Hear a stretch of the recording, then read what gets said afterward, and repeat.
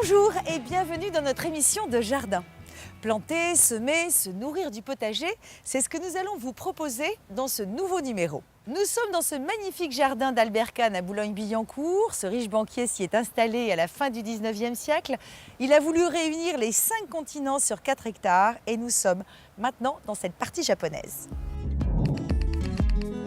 Dans notre leçon de jardinage, nous verrons comment tirer parti de son jardin pendant l'hiver. Puis nous prendrons la direction de Montréal pour découvrir un havre de paix entouré de bâtiments industriels. Nous nous initierons ensuite à la culture en ville et cette fois à Stockholm. Enfin, nous irons à la rencontre du chef William Ledeuil du restaurant Kitchen Gallery qui nous donnera des idées de recettes de légumes. La nature nous entoure et même si nous ne vivons pas pleinement dans son giron, elle fait partie de nos besoins profonds pour nous ressourcer. À la ville comme à la campagne, nous rêvons tous d'avoir un jardin. Voici l'oasis urbaine de Camille qui a fait de son rêve une réalité.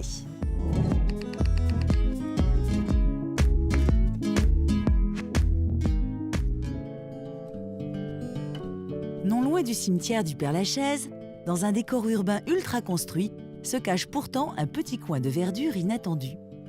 C'est l'Éden que s'est construit le paysagiste Camille Muller, un lieu brut et écolo où il se ressource à l'écart de l'agitation ambiante. J'ai découvert ce lieu grâce à une association qui l'a sauvé parce qu'il était question de construire ici. Donc l'association a acheté un petit morceau de terrain et a pu bloquer la construction. Je viens dans cet endroit depuis une vingtaine d'années et j'en suis le propriétaire depuis 4-5 ans maintenant. Jamais j'aurais espéré avoir un lieu pareil.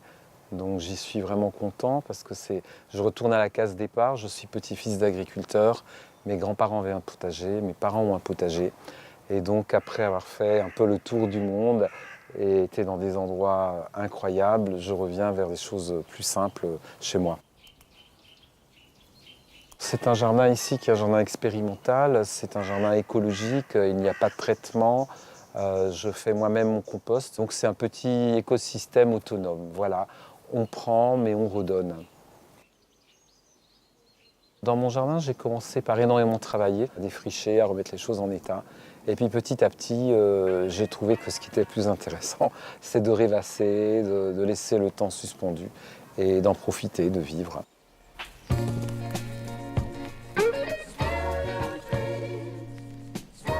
Ici, on est dans un des lots du jardin.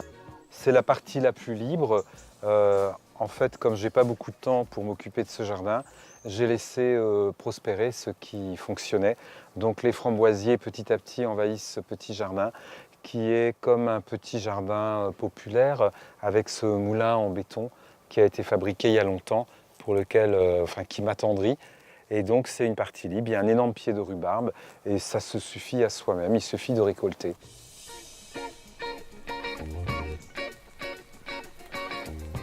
Alors ici, c'est le coin du compost. C'est formidable pour cultiver, pour un potager, pour les arbustes. Et donc, on rend ce que la nature nous donne.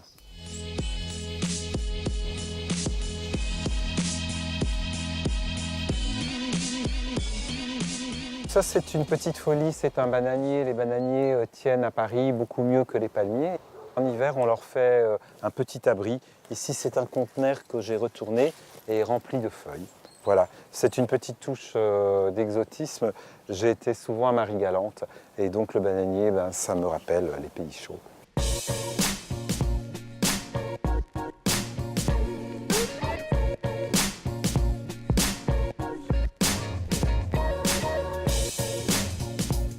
Voilà, je reviens avec mes petites poires et puis je vais vous faire découvrir la cabane de jardin.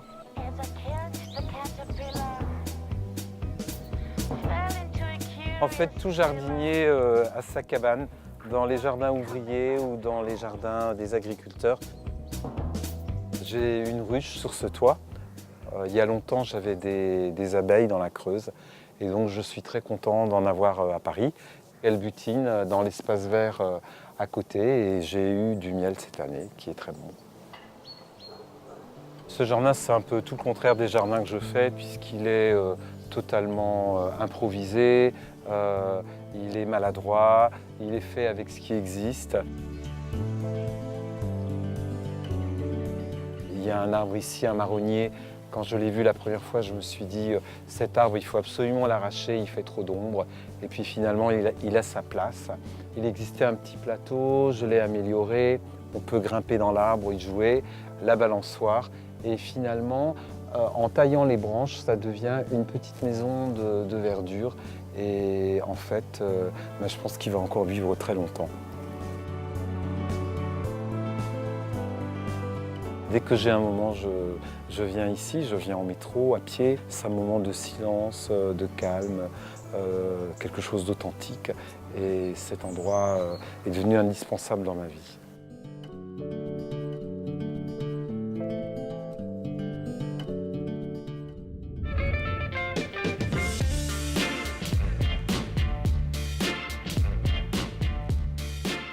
Pour cultiver son jardin dans le respect de la nature, il faut comprendre son environnement général. Profiter de la faune et de la flore sauvage pour créer un jardin vivant nécessitera bien moins de travail qu'un jardin trop bien léché. Contentez-vous d'aérer le sol, de favoriser les micro-organismes, de protéger avec du paillage et de nourrir avec du compost. Et vous verrez, ça marche. Voici notre conseil d'expert pour tirer parti au mieux de son jardin l'hiver.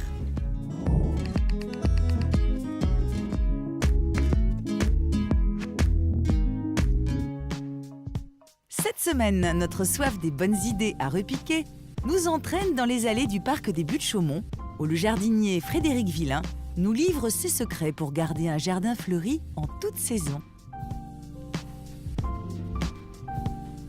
Pour avoir une floraison tout l'hiver, on vous conseille donc de mélanger les pensées, les primes verts, les giroflées, le pavot, les myosotis.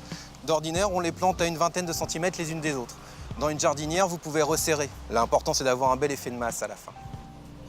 Vous mettez une main entre chaque fleur et vous plantez juste les racines pour qu'elles soient à fleur de terre. Et ensuite, vous arrosez. Il faut que la terre colle aux racines.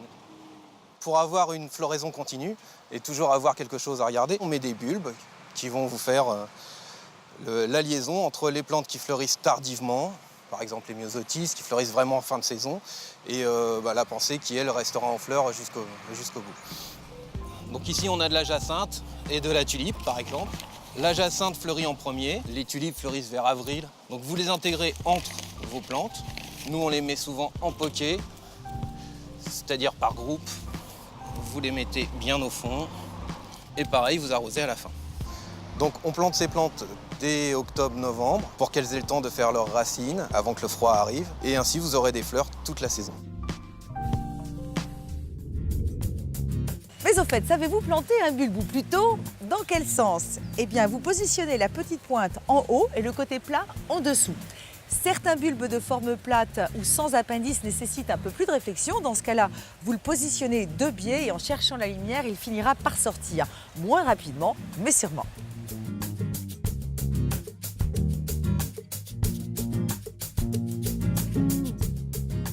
Allons faire un tour ailleurs. Je vous emmène dans une cour entourée de bâtiments industriels. Elle n'avait probablement aucun intérêt avant d'être aménagée par des architectes paysagistes. Je vous emmène dans un havre de paix, chic et design, dans un quartier international de Montréal.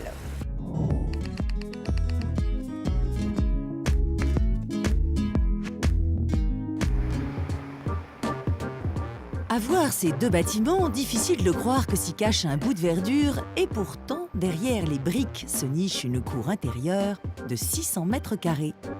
Une parenthèse de respiration en plein centre-ville, où il a fallu ruser pour concevoir espace détente et petits coins végétalisés. Le projet se situe dans une cour intérieure qui fait le trait d'union entre deux bâtiments. Un qui date du début de 1912 et l'autre qui a été construit par les ateliers Big City et qui date des années 2000.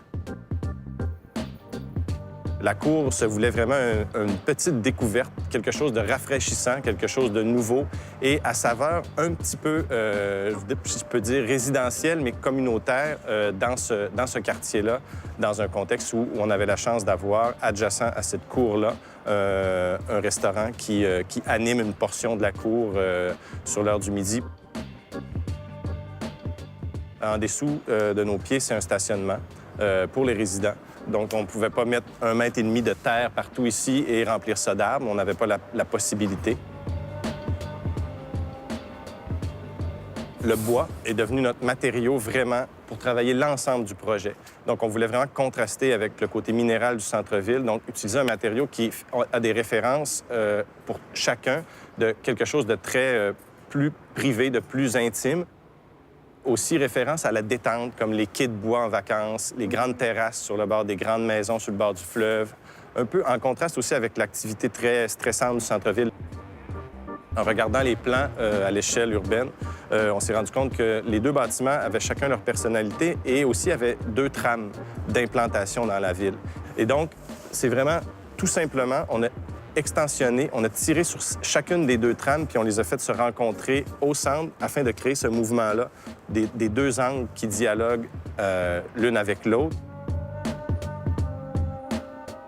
Certains résidents ont des accès directs à la cour, donc c'est important, à travers le jardin, de signifier ces accès-là pour leur donner un petit peu leur privauté dans un contexte assez ouvert. On a implanté des bacs de plantation qui viennent faire vraiment la séparation entre chacune des habitations au rez-de-chaussée. On a utilisé aussi le galet de rivière qui fait référence au côté minéral des structures apparentes de béton de l'édifice de 1912. On n'avait pas la possibilité de planter au sol, donc on a planté en hauteur. C'est un arbre qui est assez résistant à l'ombre, donc qui est aussi résistant en bac de plantation parce que c'était un peu stressant de planter des arbres dans des bacs. Donc l'isolation du bac, le terreau qui s'assèche vite. Donc, Et puis c'est un arbre aussi qui fleurit au printemps et puis qui offre ces baies d'amélanchier qu'on peut manger à ce temps-ci de l'année qui sont très bonnes. Ce qui est intéressant, c'est que toute la découverte de la luminosité qui peut apparaître à travers les différentes périodes de l'année. Comme on peut voir aujourd'hui, le soleil, on ne le voit pas, mais il frappe sur les façades et par réflexion, il y a tous ces motifs qui se créent. Et puis tout ça, c'est des choses qui animent l'espace, mais ça ne fait pas partie de notre travail, c'est la nature qui l'anime. Donc on trouve que c'est vraiment intéressant parce qu'on ne voit pas le soleil, mais il y a quand même une lumière très présente dans une cour qui est entre des murs de 10 étages. Donc ça, c'est vraiment intéressant.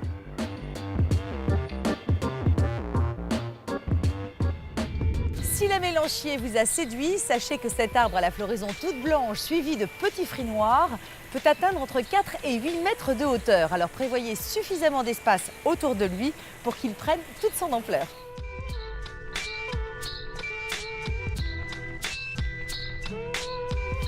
Cultiver en ville, c'est possible. Les Suédois sont précurseurs de cette green attitude. Un immense potager en plein cœur de la ville, il y a du bon chez les voisins. Et pourquoi pas chez nous ?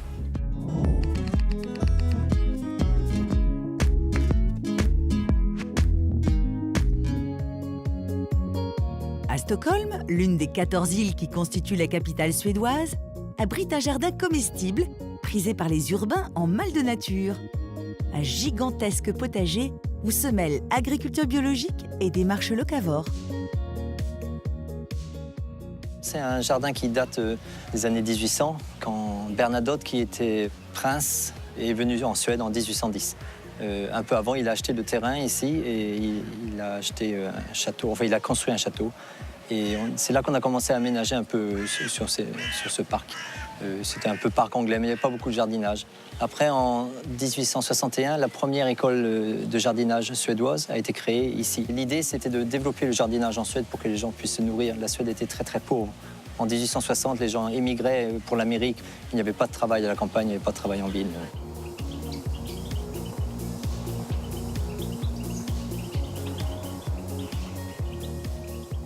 Là, on a fait une fondation.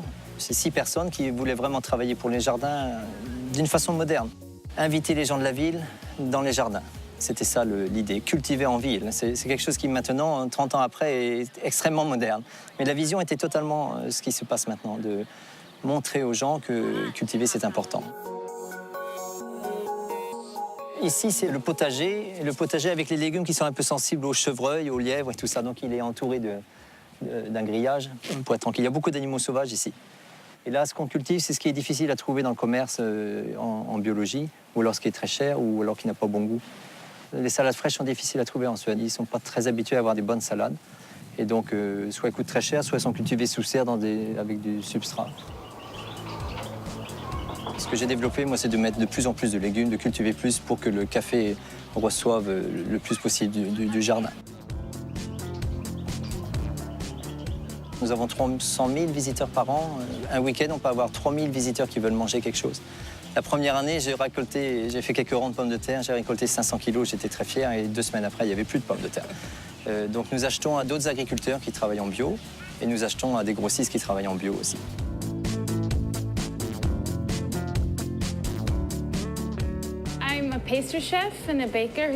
Je suis chef pâtissière et boulangère chez Rosendals. Nous faisons donc beaucoup de pain, des biscuits et des gâteaux.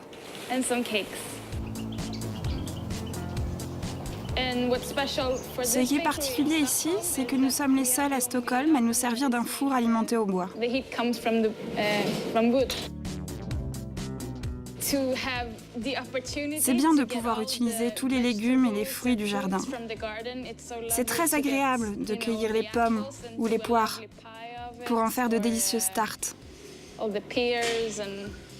D'utiliser tous ces produits que vous avez vus dans le jardin. Nous avons la chance de le faire.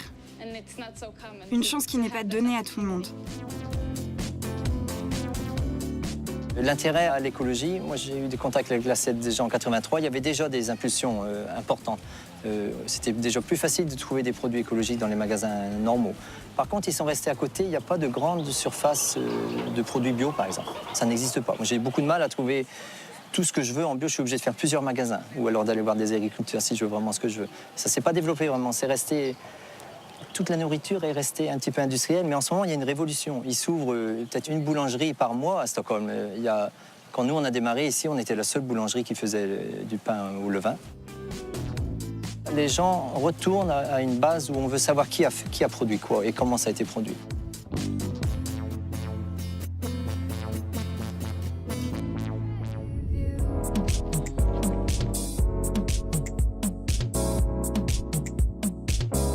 En attendant que cela se propage jusque dans nos villes, vous pouvez toujours réaliser un jardinet avec 6 petits carrés potagers.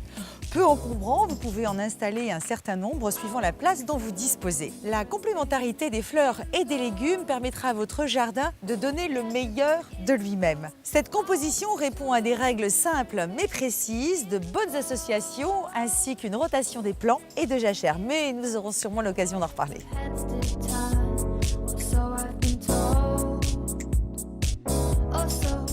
Passons du potager à l'assiette. Voici la recette d'une soupe au cabochas par le chef William Ledeuil.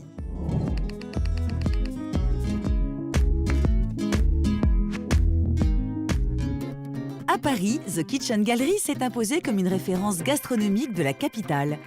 À sa tête, le chef étoilé William Ledeuil concocte des plats revisités aux saveurs d'Asie dans une ambiance atelier-cuisine joliment orchestrée. Il y a 5 grandes familles de produits qui caractérisent la cuisine de Kitchen Gallery. Ce sont les agrumes, les herbes, les fruits, les légumes et les rhizomes. On arrive sur une cuisine qui est extrêmement saine, ce que j'appelle moi la notion de bien-être dans la cuisine. On ne travaille qu'avec la saison. La première mission d'un chef de cuisine, pour moi, c'est justement ça. C'est ce rapport à la nature et à l'environnement. C'est-à-dire que la nature, on doit la respecter, donc on doit la suivre. Il n'y a rien de plus blasant que de retrouver un produit qu'on va retrouver toute l'année. Voilà. Pour moi, la nature, on doit savoir l'attendre. Et au contraire, quand on sait attendre quelque chose, quand il arrive, tout de suite, c'est un grand moment et après, on fait énormément de choses. Le potiron, il est sous différentes formes, il y a tellement de variétés. Les courges, effectivement, c'est vraiment le symbole de l'automne.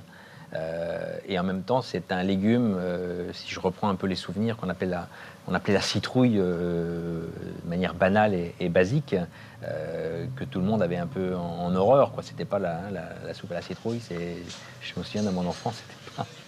Les enfants n'aimaient guère. Et aujourd'hui, quand on voit un petit peu tout ce que les maraîchers nous produisent, et les potirons, on en a plein de variétés, donc avec des saveurs totalement différentes les unes des autres, des couleurs différentes, et on en fait vraiment plein de choses. Donc c'est vraiment un légume que j'affectionne.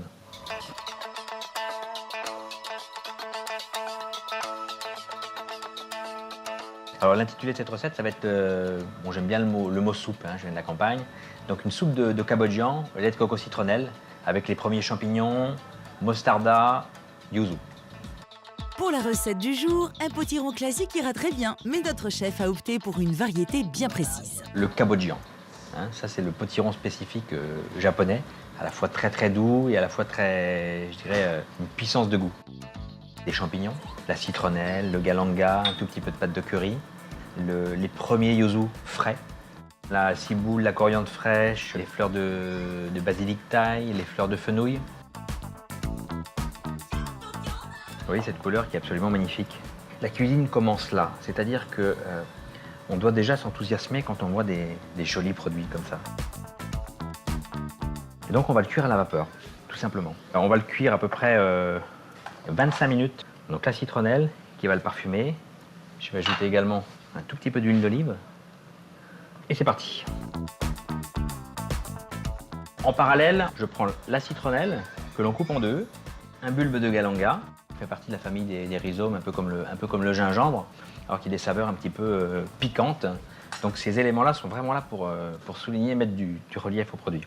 Alors la citronnelle, façon de l'émincer, on l'émince toujours en biseau, très fin.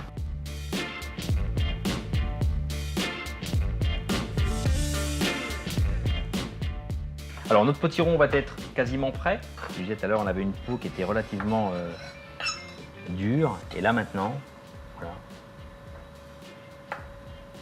Et il est cuit, on le voit, ça fait un petit peu comme une pomme de terre. Et donc même la peau est extrêmement tendre, on peut la manger.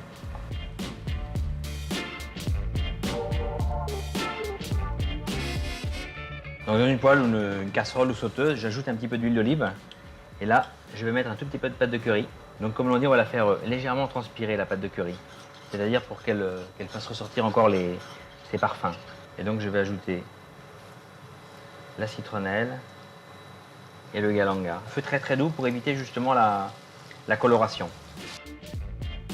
Il faut que tous ces ingrédients soient brillants, hein, qu'ils transpirent comme on dit en notre jargon. Et là je vais ajouter le potiron. Je ne vais pas mettre de sel en fait. L'assaisonnement va se faire avec la pâte de curry et tous les ingrédients. Et là, je vais ajouter le lait de coco. Donc je dirais pour 300 g de potimarron, comptez à peu près 1 litre, 2 de lait de coco. On laisse à peu près une petite vingtaine de minutes, à peine une petite quinzaine de minutes, tranquillement comme ça, à feu doux. Donc là, on a choisi quelques trompettes. Les premières trompettes, les girolles. Je vais prendre ce que j'appelle la ciboule thaï, hein, qui est la ciboule chinoise. Donc là, la coriandre. Important quand on fait des poêlées de champignons, c'est d'en mettre peu dans la poêle pour qu'on ait effectivement l'autre végétation va ressortir. Et les champignons, on va les repoêler la dernière seconde juste après. Un autre potimarron ou cabotian est cuit, il a mijoté, voilà, il a pris là une certaine onctuosité avec le lait de coco. Et on va le mixer.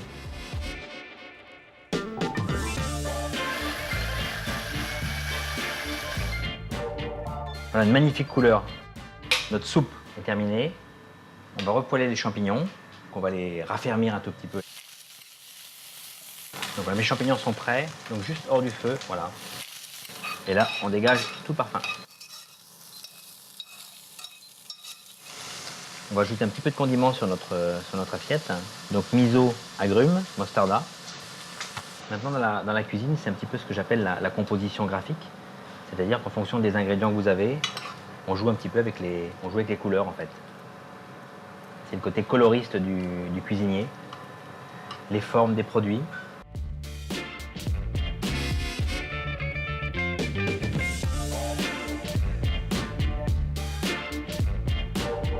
Puis on va terminer avec un petit peu de yuzu râpé dessus.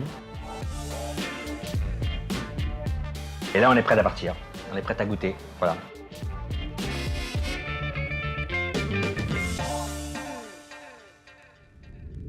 C'est le moment de nous quitter. Je vous donne rendez-vous pour d'autres jardins, d'autres astuces main verte d'autres coups de cœur. En attendant, prenez-en la graine.